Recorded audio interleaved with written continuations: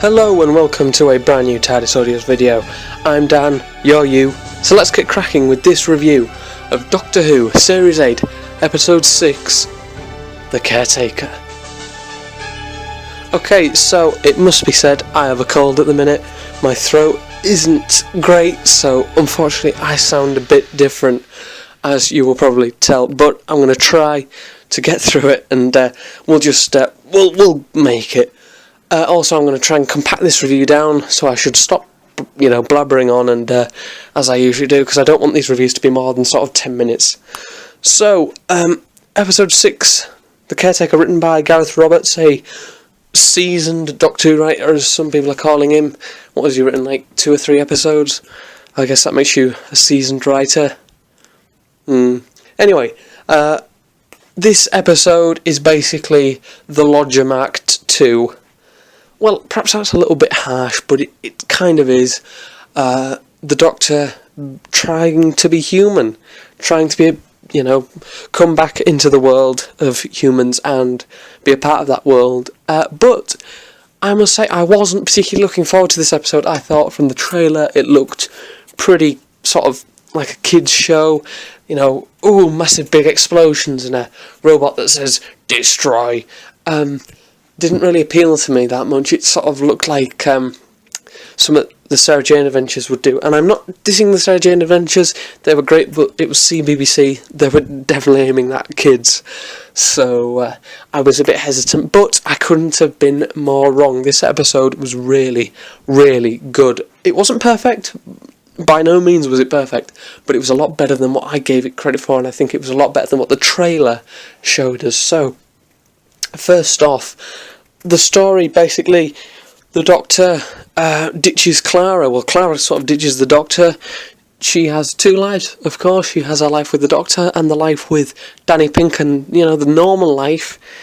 And eventually that gets on top of her. One day she goes into the TARDIS and the Doctor says, I don't need you. I'm doing my own thing. Of course, that thing ends up going into Clara's personal life as she works at Coal Hill School. Of course she does. And basically what happens, the Doctor becomes John Smith, and he is, of course, the Coal Hill School caretaker. So there's your story. Basically, there's a great big monster hiding. The Doctor wants to set up this little trap in the school and get rid of the monster. But Danny Pink, he messes the Doctor's trap up, and he finds out about Clara and the Doctor and their lives. And that's basically your story. Now, this episode was really, really good for 2 reasons. One, Gareth Roberts is one of the best comedic writers Doctor Who has ever had. He is so good at comedy. You can see that in his previous scripts with The Lodger, and it's fully, seen in this episode. It is really, really well done. The comedy here is really well done. But the second thing as well, Roberts manages to have a comedic episode that is really funny, but also has some very, very touching moments, and some very, not scary moments, but some very dark moments as well. And again, that is shown with full force in this episode. The main scene, of course, that everybody's talking about is the Doctor versus Danny.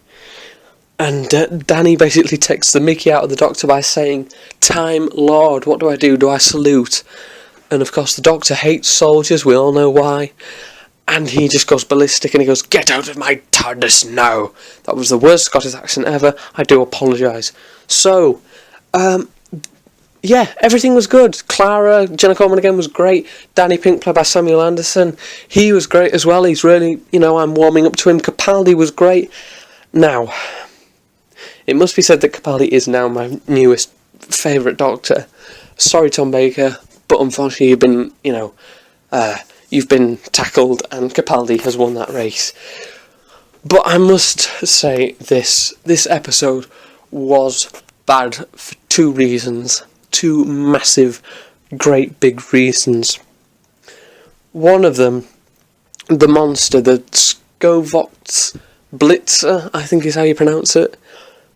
What was that? We just didn't get anything from it, and it was pretty much a plot device. It wasn't anything more, it wasn't anything less. It was just sort of there. It wasn't anything, there was just sort of boring monster that nobody really cared about. So that let this episode down. But the big thing for me, and other fans seem to have sort of ignored this, which I can't understand why, but in the 50th anniversary special, when it starts off with Colwell School, there's this great big sign, and it says something along the lines of school advisors or board of advisors, and it says Ian Chesterton and Barbara's names. Now, I can understand why they didn't have Barbara, but why didn't we have a cameo from Ian Chesterton? Why not? It was so perfectly set up. It was so perfect. It was like, come on, I want to see Ian, I want to see him. I want to see him. If he doesn't even recognise the Doctor, but the Doctor, they could pass each other and the Doctor could just give this great big smile. But there was just nothing. There was one line that referenced vaguely, the both of them, where the Doctor says to Clara, I had a teacher once, or I knew some teachers once, which of course references Barbara and Ian, but beyond that there was nothing, and I was really disappointed, and that for me makes this episode a 7 out of 10. I do think it was a great episode, and I now think we know a lot more about Capaldi's Doctor. That rage, that fury that just comes out in that Danny scene was fantastic. Again, all the main actors were brilliant, but why they chose to focus on this Matt Smith lookalike plot thing rather than with Ian Chesterton, even as a cameo, I will never understand. But again, the comedy was great, the action was great, the monster wasn't great, and unfortunately that cameo really did let this episode down, and overall, it's a 7 out of 10. But what did you guys think? Comment below and let us know. As I say in every one of these videos, I haven't a clue when the next video will be out, and I don't know what it will be. So I like to keep you all guessing.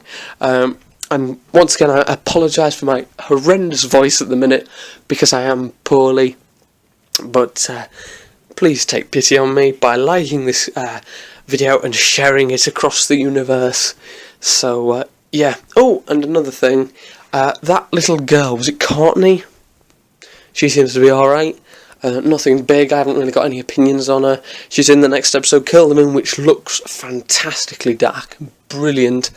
That looks really, really good, and I'm really looking forward to that episode. So we'll see where we go there. But for now, thank you guys for watching. I will see you all next week, hopefully, and have a great week. Bye-bye, and peace.